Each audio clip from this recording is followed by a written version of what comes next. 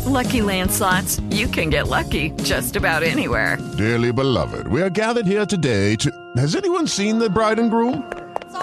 Sorry, we're here. We were getting lucky in the limo and we lost track of time. No, Lucky Land Casino, with cash prizes that add up quicker than a guest registry. In that case, I pronounce you lucky. Play for free at LuckyLandSlots.com. Daily bonuses are waiting. No purchase necessary. Void where prohibited by law. 18+. Terms and conditions apply. See website for details. Improper disposal of batteries can spark fires. Fires on garbage trucks and at trash and recycling centers cost millions and put lives in danger. Batteries do not belong in regular trash or recycling. Learn more at gorecycle.org. Brought to you by Fairfax County. Hello and welcome. It is Eric Erickson here. Glad to have you with me today. The phone number, if you want to be a part of this here program, 877-97-ERIC, 877-973-7425. I finally got my World Series Championship apparel. It showed up last night, so I'm wearing it for the camera. Y'all, real quick, for those of you who are new here, haven't been around for a while, the sword of Damocles continues to hold fast. Dionysius was a Greek tyrant, a king, and he had a subject, Damocles, who insisted to Dionysus that Dionysus was a king of kings, was great, was all powerful, was a rich man, and had it easy as a result. And Dionysus told Damocles, you can sit on the throne for a day, you can be king for a day and see what it's like. And so Damocles came the next morning to sit on the throne, and above him, Dionysius had ordered a sword hung down above the throne, held by the single hair of a horse's tail.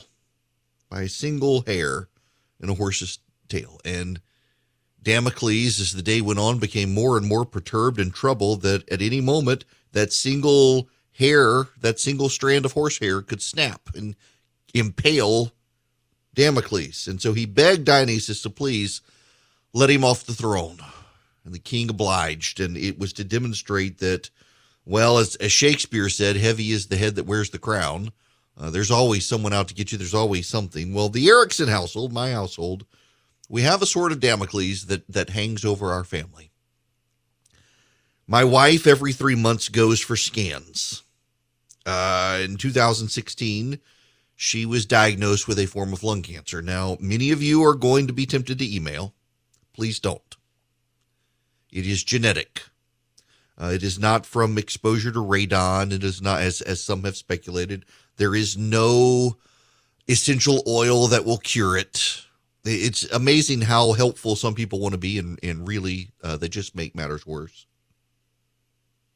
God himself might grant us a miracle. Thus far, that has not happened. She has, in the 4 lobes of her lungs, it's stage 4. She has tiny tumors all over her lungs. Too numerous to count, and all of them very small, measured in millimeters. And every 3 months, she must go for scans. She takes a pill every day. It's an oral chemotherapy. And her tumors exist because her body produces a protein on which tumors in her lungs thrive. And this pill keeps that protein from being manufactured. And if the protein is not manufactured, the tumors cannot grow, as I understand it. And at some point, her body will mutate around what the pill does and will again begin producing that protein, and the tumors will grow. And the medicine works for 2 years. She just had her 5th anniversary on it, and it is still working. Every 3 months, she goes for scans. Today was that day. And the strand of horsehair still holds the sword of Damocles above the family. The scans were fine. The medicine still works. It is a perturbing time every time. And you know, as the years go on, we don't really talk about it, to be honest, with each other. But I know myself every 3 months, I grow a little more anxious every time. It becomes a little more distracting every time. But that day is not today. The scans were good. With metronomic regularity, we'll do it all over again in 3 months. I appreciate everyone who has sent a note. I did not mention it on radio yesterday. Honestly, I try not to think about it. It dawned on me later in the day, and I sent out just a tweet for prayers, and many people responded, and I thank you very much. And we'll do it all over again in 3 months. So thank you. Now we will move on. Because I want to talk about some of the things. Well, I've told you, this is one of those, I'm never in the I told you so camp. There are times where I told you so, and there are many times where I don't wish to rub it in, but I told you so. We'll get to the data. In Virginia, Black and Latino voters participated in focus group panels. I had some insider knowledge on this, to be honest with you, but their insider knowledge and their insider statements, the statements they made to the focus group, show why they are leaving the Democratic Party. And to give you some highlights, I don't want to focus on Virginia. I don't want to focus on Black voters or Latino voters. I want to focus on a very small story not making national headlines. In Tallahassee, Florida, the Alphabet Gang is marching in the streets carrying rainbow flags and placards and banners that are rainbow colored with demands written on top of the rainbows, demanding the chief of police be fired. The chief of police committed a hate crime against the Alphabet Gang, the LGBTQIAATPP. They keep adding letters. It's the Alphabet Gang. And they wish the police chief fired for committing a hate crime against the gay and transgender community. They are marching, literally marching this morning in the streets in protest, marching with banners calling for his ouster, with rainbow flags. And what was his hate crime? He, by the way, is not going to be prosecuted for this hate crime. They would like him fired since he won't be prosecuted for this hate crime. His hate crime was he attended a Billy Graham Evangelistic Association gathering to honor law enforcement. The police chief in Tallahassee, Florida, is a Christian. And he went to a gathering of evangelical law enforcement officers held by the Billy Graham Evangelistic Association. And for that hate crime of attending a Billy Graham Evangelistic Association event, the Alphabet Gang is demanding he be fired. I wish I was making this up. I am not. It is not an exaggeration. This is what's happening in Tallahassee, Florida. Separately, on the northern part of the country, at the Art Institute of Chicago, 122 active docents, 82 of whom are volunteers, are being fired. A docent is a guide in a museum. And at the Art Institute of Chicago, 122 of them are being fired. 82 were volunteer educators. The remaining 40 were employed as unpaid greeters. So I'm sorry, none of them were paid. They were all volunteers. I misread that. They are all being fired.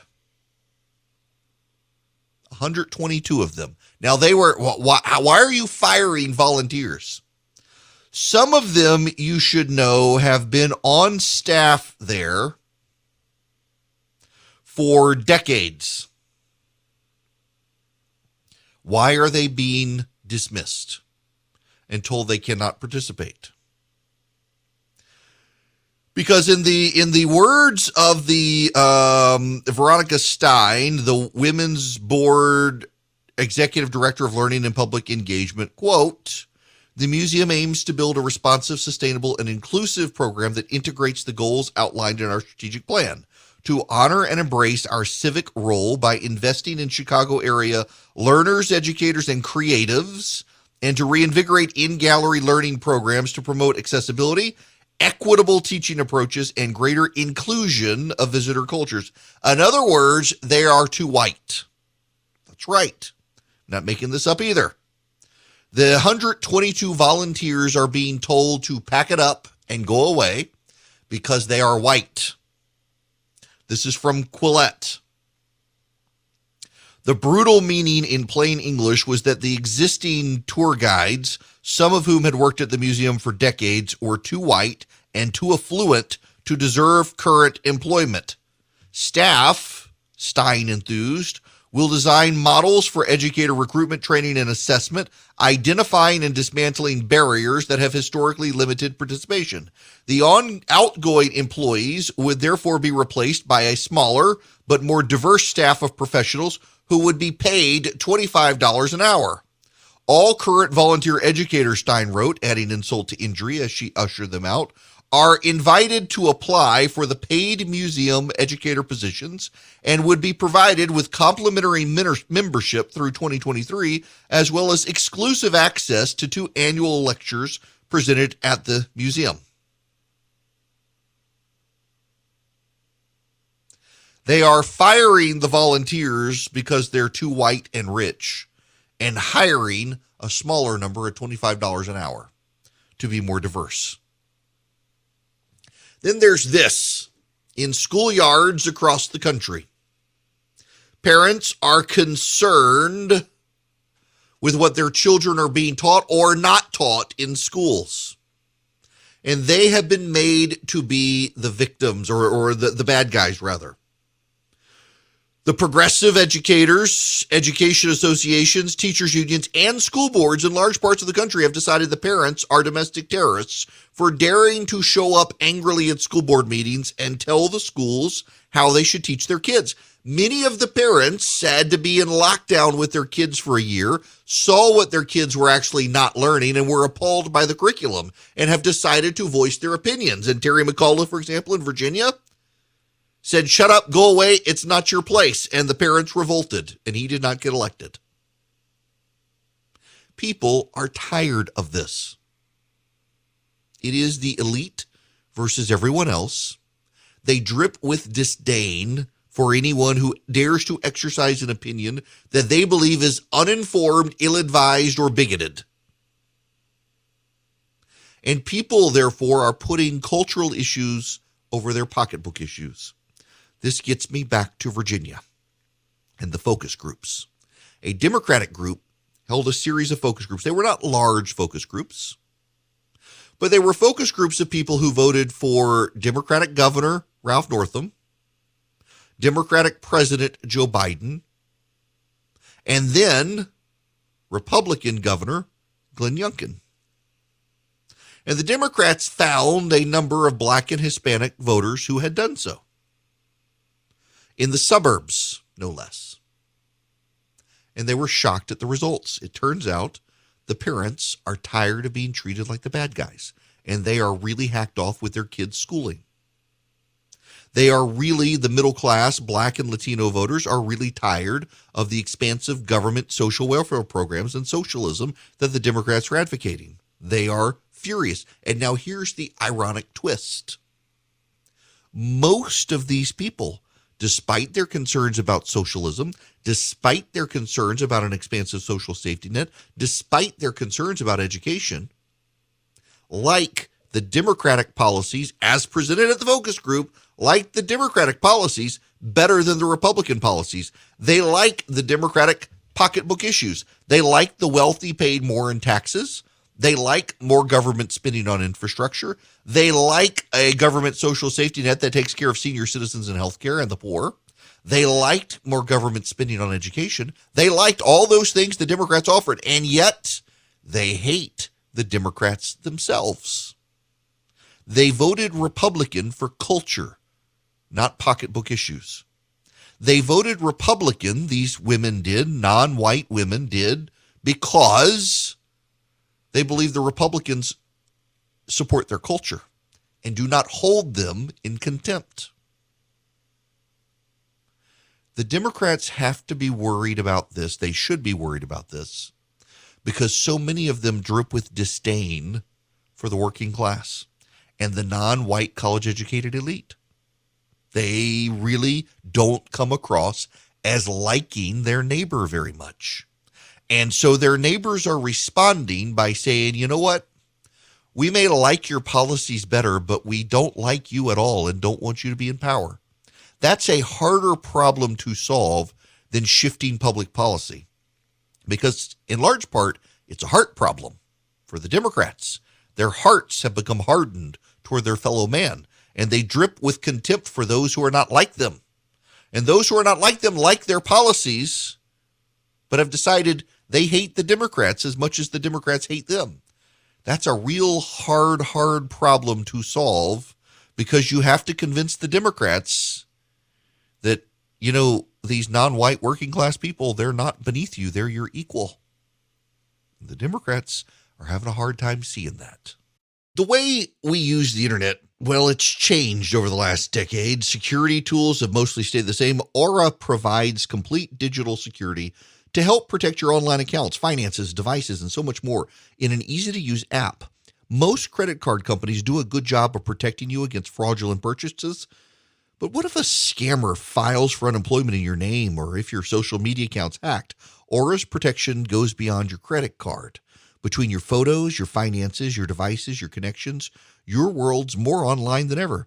You may have security systems in place for real life, but what about your online life? Aura can sound the alarm if your digital presence is at risk. They provide digital security protection. They keep your online finances, your personal information, and your technology safe from online threats. It's all-in-one protection for identity theft, financial fraud, malware, scam sites, so much more. With Aura, you'll get notified to fraud and threats fast. If your online accounts, your passwords are leaked online, you're going to be told by Aura. Like a lot of people, they won't tell you. Aura is easy to set up. All plans come with $1 million in identity theft insurance to help recover stolen funds, and experience U.S.-based customer support that's got your back. For a limited time, Aura is offering you guys 40% off plans when you visit aura.com/Eric, E-R-I-C-K. You go to aura.com/Eric, again, E-R-I-C-K. You get complete protection. You get savings of up to 40%. That's aura.com/Eric, AURA.com/ERICK. Hello, welcome back. It is Eric Erickson here. The phone number is 877-97-ERIC, 877-973-7425. I want to, just for a moment, I want to answer a question I've gotten from several people in email, and this one's personal. And this happens when I mentioned my wife's scans for cancer, and they're all of the same variety, and I don't wish to engage each one individually. I had a bad experience the other day with an atheist who decided he was debating me when I was just trying in good faith to answer a question of his.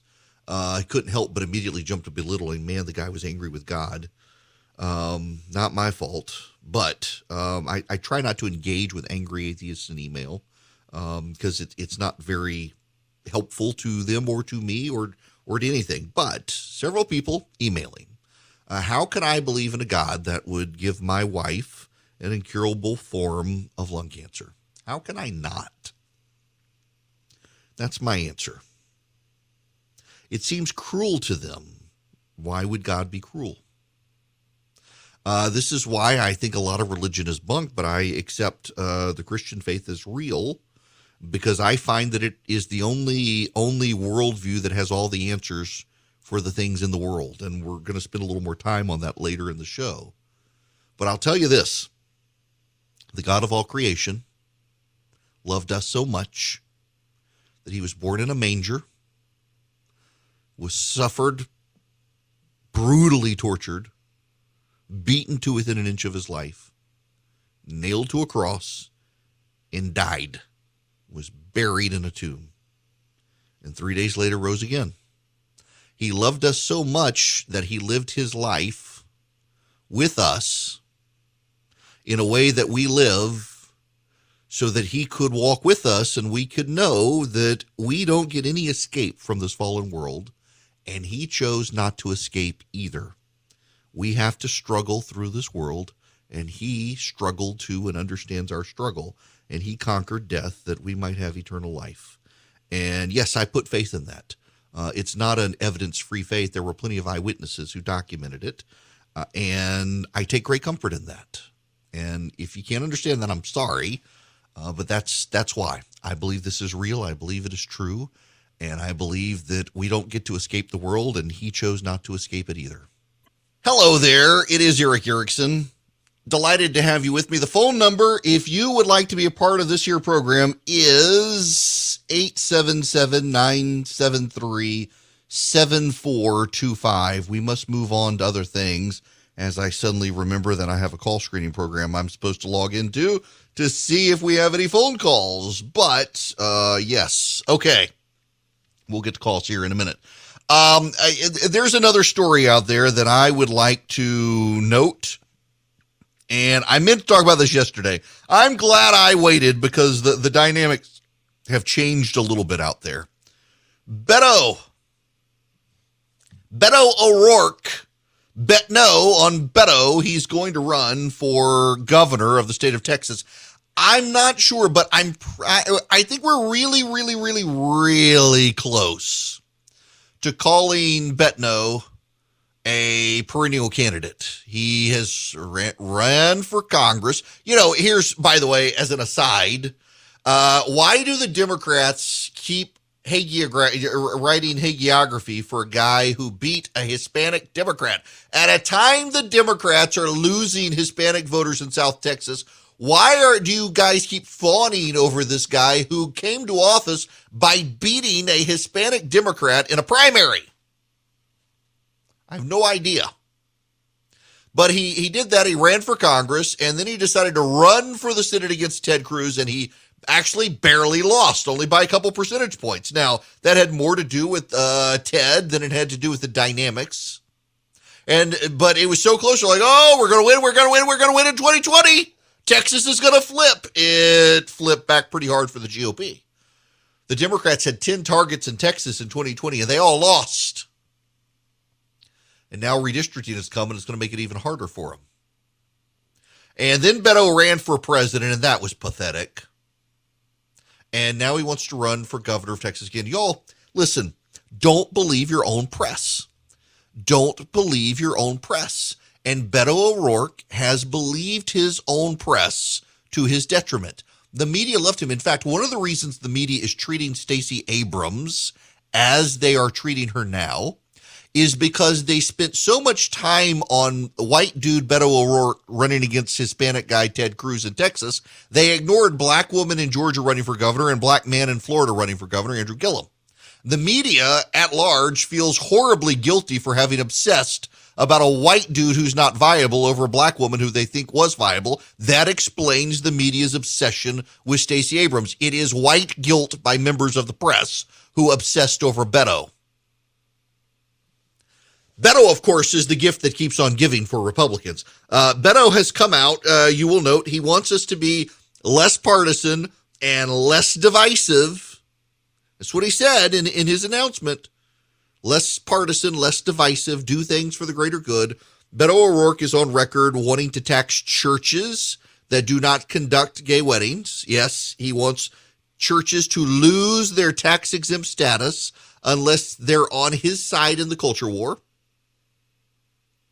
He also, even yesterday, defended an assault rifle gun buyback program. I realize a lot of people don't know this, but the AR in AR-15 does not stand for assault rifle. It stands for Armalite.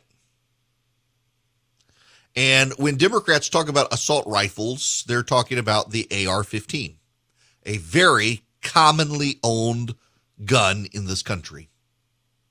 Handguns cause more deaths every year in gun violence than the AR-15, but Democrats want to go after the AR-15 because they think the AR stands for assault rifle, and they think that they're like the brutal weapon that terrorists use. Not really, but they don't know because they're pretty ignorant. Like the prosecutor in the Kyle Rittenhouse case, who decided to point the gun at the crowd in the court and put his finger on the trigger, which you do not do. Kyle Rittenhouse did not do that. The pictures of Kyle Rittenhouse that night in Kenosha, Wisconsin, he was holding the gun pointed down with his finger off the trigger. He had more gun responsibility than the prosecutor did in the case against him.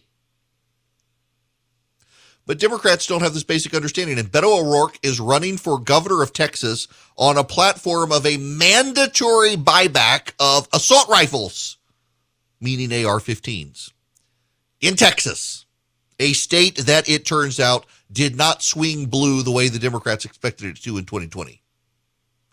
Good luck with that, Beto. The guy is tone deaf, and I feel bad for his family. Now, listen, I realize in Texas, to get unemployment benefits, you must be gainfully seeking employment. So I understand why he's running for office. But it seems like the entire time he's been running away from his wife and kids. Beto O'Rourke has some sort of Peter Pan syndrome, it seems, and he's always on the road, campaigning, doing something, avoiding his family. I just feel bad for his family. It's one reason I've got several friends in politics with small kids, and they say it's tough, it's rough. And I don't know. I'm just judging him by his Vanity Fair profiles and everything else that he submits himself to, and it seems like he's got some issues there, and they're not going to be solved by getting elected to office. I don't understand it. I don't understand the obsession with guns. I don't understand any of it. And, you know, the Democrats nationwide are falling flat on this issue. So polling came out. ABC, the Washington Post, a lot of news networks are trumpeting this polling that shows 2/3 of Americans want the Supreme Court to uphold Roe versus Wade. And they're opposed to the Texas abortion law. Do you know the Democrats tried to make abortion an issue in Virginia? They tried. And by 10 points, according to not the opinion polling, but the exit polling, by 10 points, voters who said abortion was their core issue voted for Glenn Youngkin and voted Republican. While the Democratic Party lives in a pro-kid killing bubble, Americans at large really don't, unless they're pro-life. There are some hardcore abortion activists who wear comfortable shoes, and they are all about killing kids. But most Americans, it's not really their issue. They may like the idea of being pro-choice, but here's the thing. So the Supreme Court is considering the Dobbs versus whatever Mississippi healthcare, I forget the exact name of the case, the Dobbs case, on whether or not to overrule Roe versus Wade. Not just Mississippi has some abortion regulations they want the Supreme Court to uphold, but Mississippi is arguing the court should go further and not just uphold these regulations, but also get rid of Roe altogether. I have a hard time believing the Supreme Court will take that initial step. I think they may uphold the Mississippi regulations and then go the next step in another case and overturn Roe. We'll see if John Roberts really pulls the trigger. You know, his wife is a pro-life activist. Did you know that? But the media wants to trumpet the polling that Americans really are at heart pro-abortion. Problem here is it doesn't galvanize people. And do you know what happens if Roe versus Wade is thrown out? Do you have any idea? It becomes a matter for the states. If anything, the abortion movement should want Roe versus Wade thrown out because a lot of Republicans who claim to be pro-life will suddenly be exposed when they refuse to ban abortion in their states. All it does is go back. In California, you'll still be able to kill a kid if you want. Nothing will really change for anyone. The left knows this, but they can't fundraise off of that. That's why so much hysteria on abortion is out there, because it's a fundraising mechanism, particularly on the left these days. The pro-life movement has real cause to wish to end abortion. If abortion at the federal level went away tomorrow, though, what really truly would happen? Absolutely nothing. This is before the Supreme Court right now with this Mississippi case. And people don't seem to realize that literally nothing is going to happen if the Supreme Court overturns Roe versus Wade. It just goes back to the states. That's it. California, Connecticut, New York have already passed constitutional amendments that essentially say if Roe is ever overturned, then abortion on demand will be completely legal up until the moment the child leaves the hospital, basically. I mean, mom has a change of heart as they're wheeling her out to the car. Kill it. They'll be okay. The left will. I mean, this is Nancy Pelosi's. Y'all think I'm making this up? Nancy Pelosi, Barbara Boxer, the former senator from California, they were asked about this. That abortion should be legal until the moment you leave the hospital. That's what Barbara Boxer said, and Nancy Pelosi was asked and agreed with her. Until the moment you leave the hospital, abortion should be legal. These people would sacrifice more kids to Moloch if they could. Now, you should know, I was told long ago, don't talk about this issue on the radio. Because there are a lot of people who listen to conservative talk radio who, at heart, philosophically, are not pro-life. They may think they are until you start talking about it, and then you get the hate mail. And in fact, I was told one time when I was filling in for Rush Limbaugh, don't talk about this issue. Rush does not talk about this issue unless it's in the news. Well, guess what? It's in the news, so I get to talk about it. Those are Rush's rules. The left is going to lose their mind, but no one else is. And that's something I really don't think people appreciate. And all the talk about the polls and the poll of polls and everything else out there. Most Americans claim to be pro-life, but most Americans support pro-choice, pro-abortion policies, but most Americans don't really care about the issue. The people who care are on the left, and the people who care the most are on the right. And when it comes time for voters to go vote, whenever a poll is conducted, who did you vote for? If you care about this issue, overwhelmingly the voters say they voted for the Republican. They voted for the conservative. And I don't think it's going to change. The thing that will change is, and I'm being really, really, really serious here. The greatest thing that could happen for the pro-abortion movement is also the greatest thing that would happen for the pro-life movement. That is, the Supreme Court throws out Roe. It's no longer a federal issue. It's a state-level issue. The reason it would ultimately be good for the pro-abortion movement, it'd be good for the pro-life movement because they finally get what they've wanted. For years and years and years and years, they've gone about trying to get rid of Roe. So they succeed at the Supreme Court. But then what happens? A whole lot of Republican politicians have for years said they love Jesus and they love babies. And they are pro-life. And they have passed initiatives like fetal heartbeat bans, knowing it doesn't matter. Because the Supreme Court is going to say, you can't do this. And they've been right. The moment Roe goes away, that's going to go away. And suddenly, a whole lot of supposedly pro-life politicians will be exposed as not being the pro-lifers they claim to be. When suddenly they have to pass pro-life measures that they know the Supreme Court won't block, a lot of them are going to expose themselves as not really the committed pro-lifers they claim to be. They can get away with it now. They won't if Roe goes away, and that would be good for the pro-abortion movement. But you know what? I'll take it, and then I'll defeat these people at the ballot box for lying for so many years about being pro-life. A lot of people say, oh, well, we need the court to keep Roe. It'll be devastating for conservatives if they get rid of it. There'll be a voter backlash. You know what? Sometimes doing the right thing risks a voter backlash, and it's still the right thing to do, getting rid of Roe and sending this back to the states. Now, before I get out of here, I want to take this call. I don't want to leave Tim hanging. Tim, welcome to the program. How are you? Hey there. I just wanted to ask a quick question, and I'm not sure that I have the skill to get it out, but I'll try. In your mind, when you are going through all the headlines and whatnot, and you see 20 or 30 different stories, how do you litmus test or how do you filter the worth of a story to determine where you need to fall on the issue? So, for example, you were just talking about Roe. Roe is big, huge, and complex, and when most average Joe people hear about some latest news, they probably will glaze over. Mm-hmm. But how do you, in your mind, think about how you need to approach that story or any other story? It could be the all-star story. Yeah. Okay. That's a good question. So when I encounter a news story, how do I approach the story? How do I consider it, digest it, think about relating it to other people and coming up with my own position on it? I'll tell you. Go ahead. Not from a standpoint of trying to help me think like you, but right. help me fish. Help me learn how to fish in terms of thinking through these stories. Is what I'm. Okay. Yeah. How do I teach you to fish? So first of all, I want you to know, Tim, that I do think I may be in the vast minority in talk radio on this, in that I don't want you to think like me. I want you to think, and if we arrive at different conclusions, that's fine.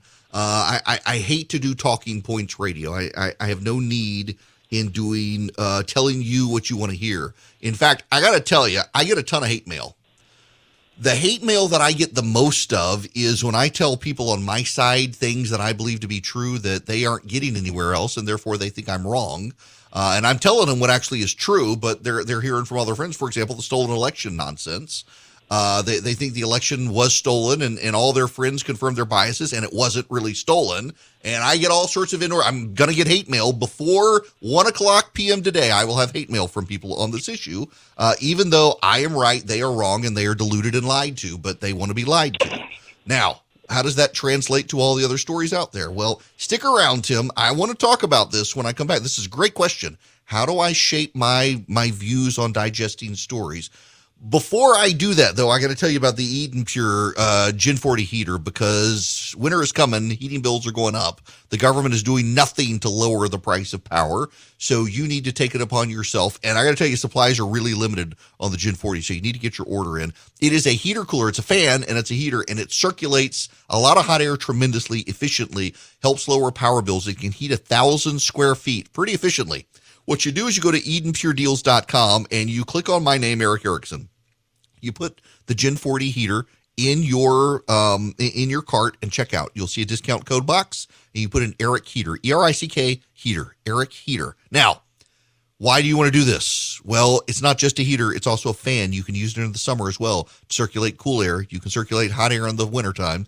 It's efficient. Again, it'll help you with power bills. Go to EdenPureDeals.com. At checkout, you put in the discount code Eric Heater, ERICK, and the word heater, no space. Welcome back. The phone number here is 877-97-ERIC, 877-973-7425. I get asked the question that Tim called and asked about all the time. How do I read, mark, learn, inwardly digest the news, process it, and consume it, not to tell other people what to think, but how to think for myself? First of all, principle does matter. When I approach anything in life, governing principles matter greatly. It's how I process the news. I am above all else a Christian, and that increasingly puts me in conflict with even my own political tribe these days, the behavioral issues in particular, with how people treat each other and treat the issues around them, viewing others as their enemy and the like. And then how do I process news stories? Well, I try to read a whole bunch of news stories or the same story from a bunch of different outlets. The mainstream traditional outlets that I believe leans to the left, progressive outlets taking the same story, and conservative outlets on the story. I read, and then I read more, and I read a whole lot more about all the stories that I want to talk to you guys about. I have a massive stack of stuff. And then I believe my job should be not to tell you what I think, what my opinion is, but to as accurately analyze the story for you as possible. Something you learn in law school is you got to be able to explain both sides. And I'll tell you what I think, but I want to explain both sides to you.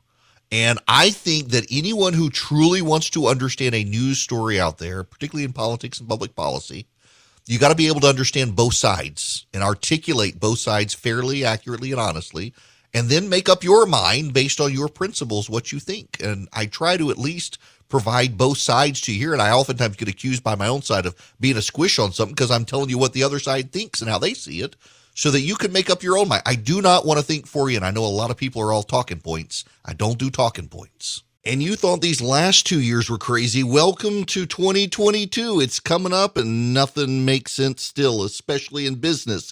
If you're a small business owner, good luck getting financing from a big bank right now. I can offer you a fantastic solution if you're looking for $750,000 or more in financing for your business. First Liberty Building and Loan. Let's say you want to buy a new building, or you want to refi existing debt, or you want to buy a company. Basically, you see opportunity for your business to grow, but you've hit a wall with the mega banks getting financing. That's where First Liberty Building and Loan and my friends, the Frost family, come in. They solve small business financing problems better than anyone I've ever seen. They say yes, where big banks say no. It's that simple. Look, just do this. Spend 10 minutes with them. Call them, First Liberty Building and Loan. Say Eric sent you. In 10 minutes, you'll know if you're a good fit for their program. Go to firstlibertyga.com. That's firstlibertyga.com. They help small businesses nationwide in all 50 states. firstlibertyga.com. With Lucky Land Slots, you can get lucky just about anywhere. Dearly beloved, we are gathered here today to... Has anyone seen the bride and groom? Sorry, we're here. We were getting lucky in the limo and we lost track of time. No, Lucky Land Casino, with cash prizes that add up quicker than a guest registry. In that case, I pronounce you lucky. Play for free at LuckyLandSlots.com. Daily bonuses are waiting. No purchase necessary. Void where prohibited by law. 18+. Terms and conditions apply. See website for details.